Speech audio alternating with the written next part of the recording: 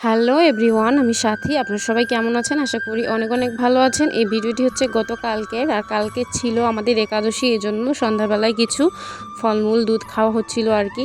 আর আমি দুধটা এভাবে খেতেই বেশি পছন্দ করি, কলাগুলো স্লাইস করে কেটে।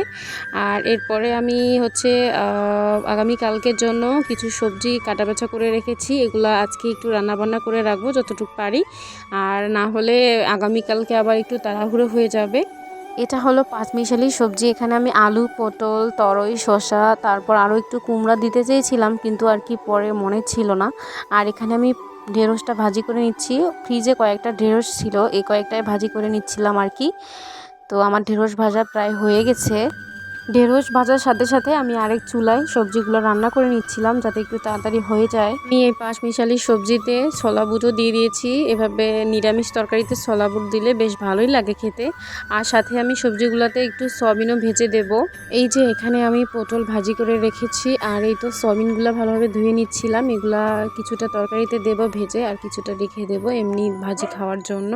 এমনি করে সয়াবিন ভাজা খেতে কিন্তু বেশ ভালোই লাগে যখন আমরা নিরামিষ খাই। আর এখানে হচ্ছে মা আলু ভাজতেছিল, আর এই তো আমার সবজি হয়ে গেছে।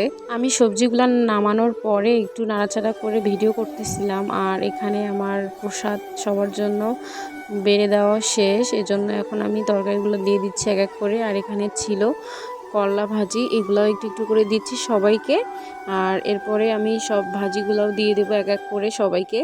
নিরামিষ খাওয়ার সময় যদি একটু বেশি আইটেমের তরকারি থাকে তখন কিন্তু বেশ ভালোই লাগে, কোনো মনে হয় না যে আমি নিরামিষ খাচ্ছি। তো আমার নিরামিষ খেতে তত বেশি সমস্যা হয় না। আমি আমার প্লেটের মধ্যেই সবজি তরকারিটা নিয়েছি, বাটিতে করে নিই। আর দাদাকে আর বাবাকে বাটিতে করে দিয়েছি, আর মার জন্য প্রসাদ বেড়ে নেওয়া এখনও হয়নি। তো আমি তরকারিগুলো দিয়ে দেওয়ার পরে মার জন্য প্রসাদটা বেড়ে নেব।